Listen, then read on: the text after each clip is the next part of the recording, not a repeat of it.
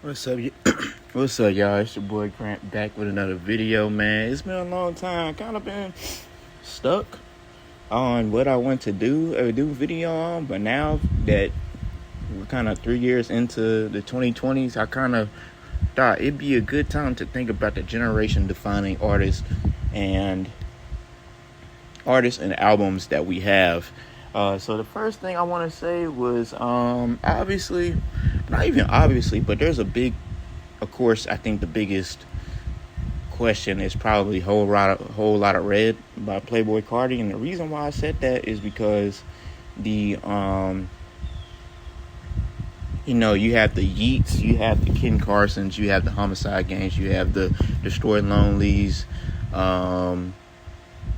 that label kind of exploding in such a short span of time, and like that Pacific Sound pretty much being so popular with a lot of rap fans today is one reason. And not even just that, from a fashion standpoint, just an aesthetic standpoint, it's everywhere right now. I don't think it's really a debate. You can hear the sound pretty much leaking everywhere.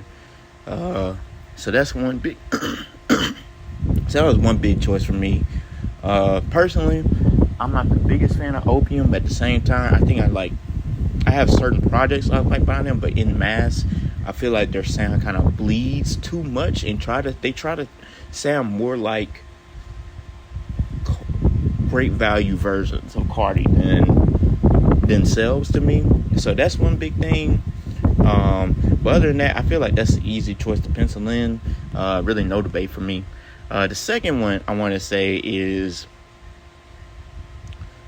I want to say Westside Gunn. Sort of. And the reason why I say Westside Gunn is because ever since kind of Pray for Paris, I kind of think like he's kind of carved a lane for, he was such a big, for him and Rock, of course, are such big parts of Griselda blowing up. But I feel like the big thing for them is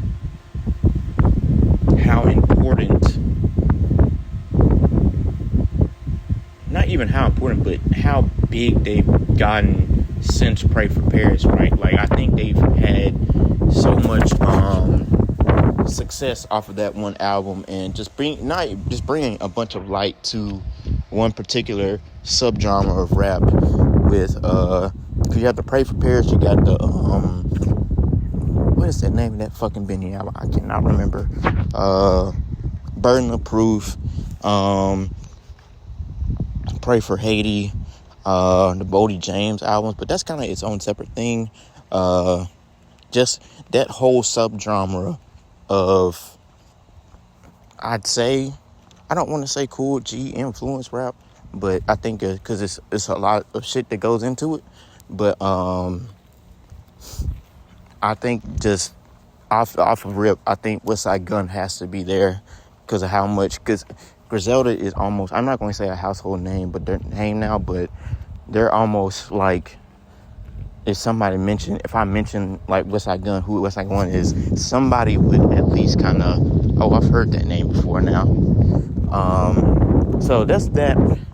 Third, I want to put Alchemist, because, of course, Covert Coup is really a big part of the one rapper, one producer collaborations, but also with Alchemist, he made people pretty much care, or like honestly pencil in certain albums of his album in your contenders, like, right?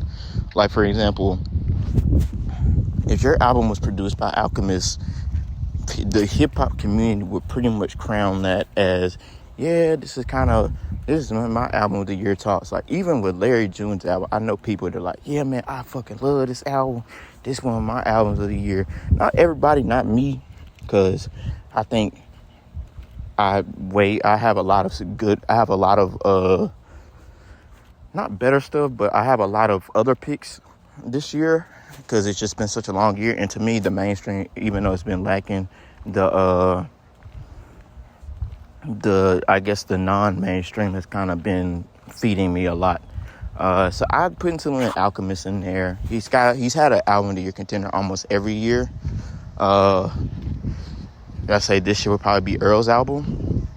And my next choice is probably, speaking of Earl, I think Earl is my next choice, right? Because even though he didn't drop an album in 2020 or 2021, I'd say his influence is the Earls, the Navy Blues, not even Earl. I say Earl and Mike. That Pacific lane of rap, the Earl, Navy Blues, the Mikes, the Maxos, the Mavis.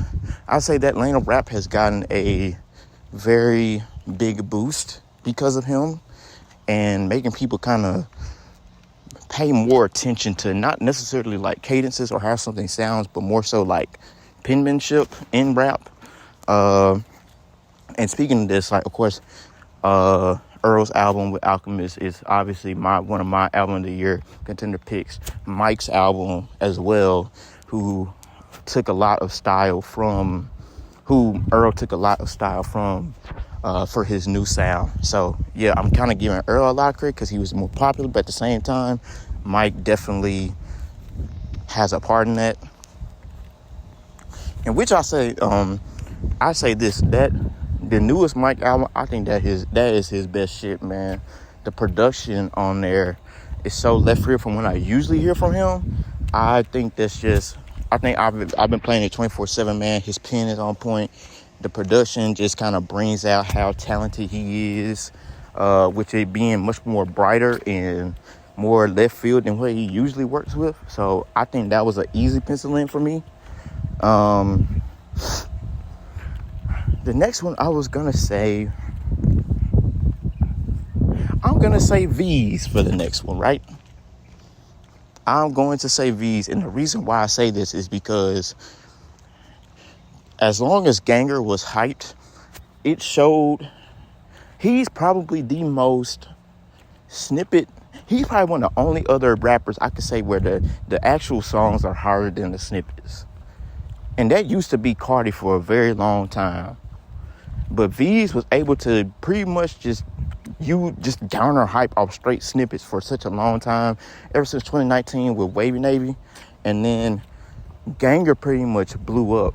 Like, he's honestly, I don't want to say he's a household name in hip-hop yet, but he's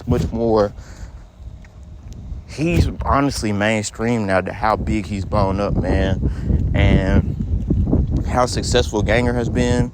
And kind of showing that with the streaming era, there are the traditional rules that we had before aren't really there anymore. And I think that's good, because with the internet mixed with streaming, it kind of opened up a new pathway for artists that don't necessarily sell a lot to be successful. And usually, if you didn't have a super big cosign or like a super big label presence, you weren't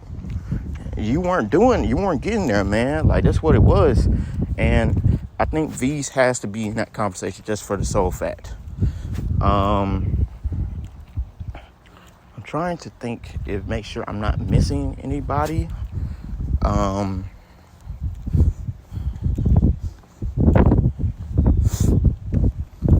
I would say Cardi B would be unfair for this conversation because of the fact that she was in 2018.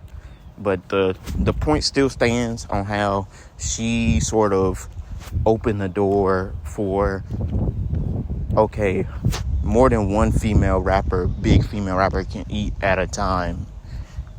And like with all the collaborations that we've seen over the past couple years, I think everybody would agree pretty much. But other than that, I think that's all I got for now. I appreciate y'all for tuning in. I kind of drop these sporadically, so I do appreciate y'all's help. And y'all be easy.